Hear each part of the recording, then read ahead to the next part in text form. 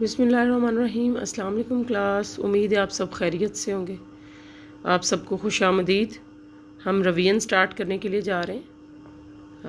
آج ہم پہلا چیپٹر دیکھیں گے، اس میں کون کون سے ٹاپکس ہیں، تاکہ ہم دوبارہ سے چیزوں کو ریوائز کر لیں اور ریفریش ہو جائیں گے ہمارے تمام ٹاپکس۔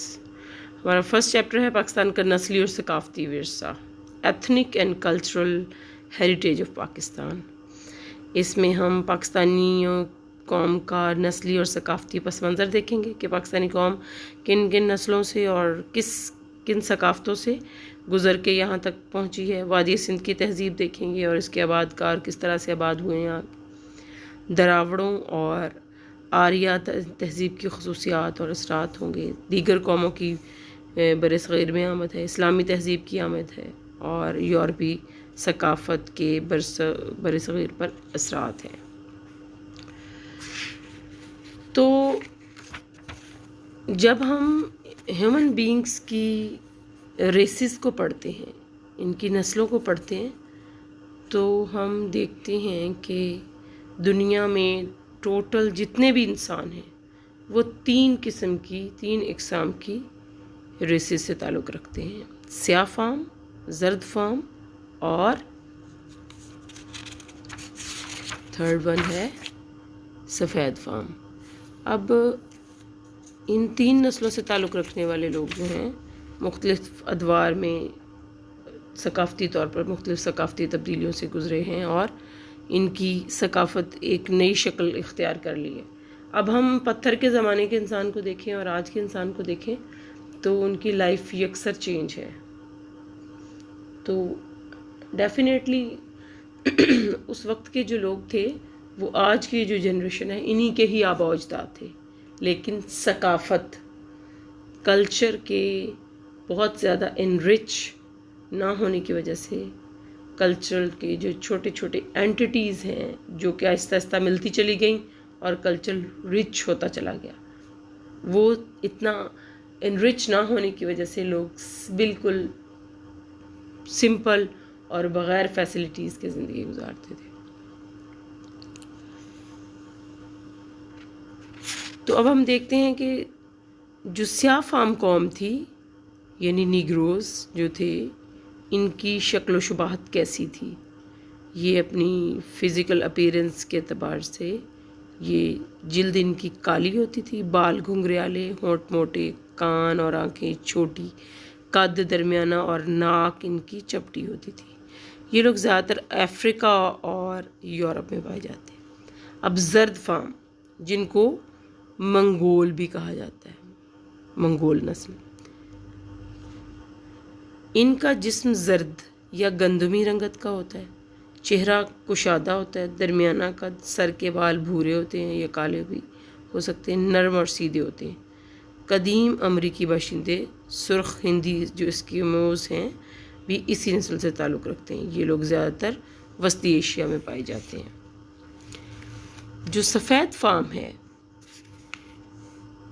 اس نسل کے لوگوں کی جلد کا رنگ سفید، قد لمبا، درمیانہ، بال سیدھے، چہرہ تنگ، ناک چھوٹی اور تیکھی ہوتی ہے، آنکھیں سبز، نیلی یا بھوری ہوتی ہیں۔ یہ لوگ زیادہ تر یورپ میں پائے جاتے ہیں، یعنی سفید فام لوگ۔ آسٹرکس، ایک قوم جو ہے وہ آسٹرکس ہیں۔ یہ آسٹرکس کون تھے؟ حبشی لوگوں کی آمد کے کچھ عرصہ کے بعد بحیرہ روم کے خطے کے سفید فام لوگ، جنہیں ہم آسٹرکس کہتے ہیں، تقریباً اسی راستے سے داخل ہوئے۔ یعنی حبشی لوگ پہلے آئے، ٹھیک ہے، بحیرہ روم کے راستے سے، ان کے بعد پھر یہ سفید فام لوگ جو آئے، جن کو اصل میں یہ آسٹرکس جو ہیں یہ وائٹ پیپلز ہیں۔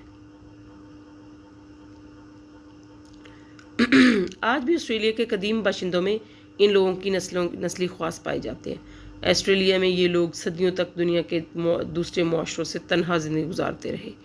وسطی اور جنوبی ہند میں کول اور مانڈا، یہ دونوں لینگویجز ہیں۔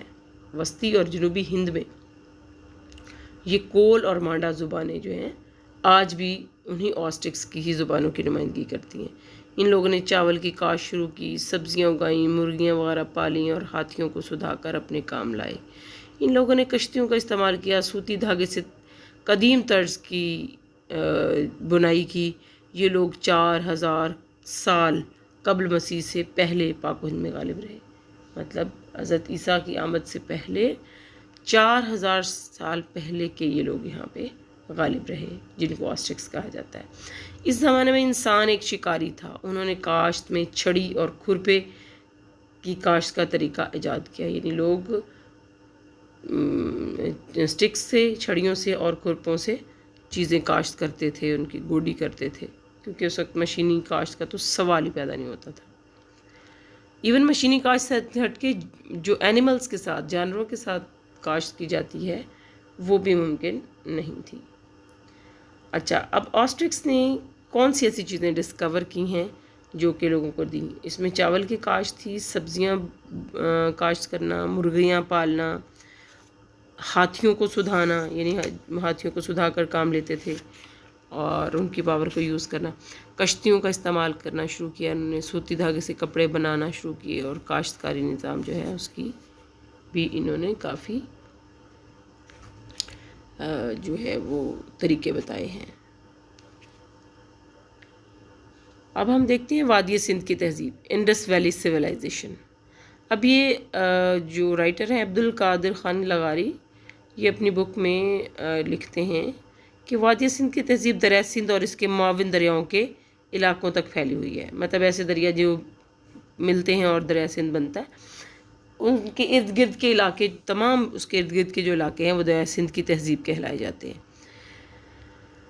وادی سندھ کی تہذیب کے دو بڑے مقامات ہیں، ایک موہنجو دڑو ہے اور ایک ہڑپا ہے۔ موہنجو دڑو سندھ میں ہے اور سندھ کا شہر ہے لاڑکانہ، لاڑکانہ میں موہنجو دڑو واقع ہے، اور ہڑپا جو ہے یہ ساہیوال میں ہے اور یہ پنجاب میں ہے، اور موہنجو دڑو سندھ میں ہے۔ وہاں کی کھدائی سے پتہ چلتا ہے کہ ہڑپا پہلے کی آبادی ہے، اور وادی سندھ کی تہذیب کے خاص مراکز ہڑپا، موہنجو دڑو اور شاہی تمپ تھے۔ یہ تہذیب دنیا کی اولین عظیم تہذیب گنی جاتی ہے۔ یہ لوگ کپاس کی کاشت کرتے تھے۔ قدیم عراق میں کپاس کو سندھو بولا جاتا ہے۔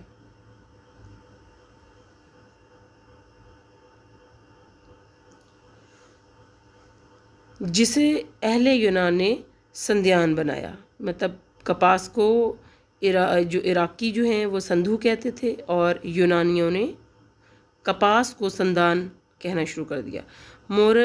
جو تاریخ دان ہیروڈوٹس ہے وہ کہتے ہیں کہ سندھ میں درختوں پر اون لگتی تھی، یعنی جو اون تھی یہ اس کے بہت بڑے بڑے ٹریز ہوتے تھے جو اپنی کوالٹی اور حسن میں بھیڑ کی اون سے 1000 درجے، پہلے تو بھیڑوں کی اون استعمال ہوتی تھی نا، بھیڑوں کی اون سے کپڑے بنائے جاتے تھے، قالین بنائے جاتے تھے، اس کے علاوہ جو گرم کپڑے بنائے جاتے تھے، اور یعنی یہ جو درختوں کے اوپر کپاس لگتی تھی یہ کہیں بہتر تھی، اور جو اس وقت ہمارے پاس اس وقت موجودہ کپاس ہے تو یہ تو اس کی بہت زیادہ کیا کہنا چاہیے، بہت ترقی یافتہ اور بہت فائن اس کی اگزامپل ہے، اور ہندوستانی ان درختوں سے لباس تیار کرتے تھے۔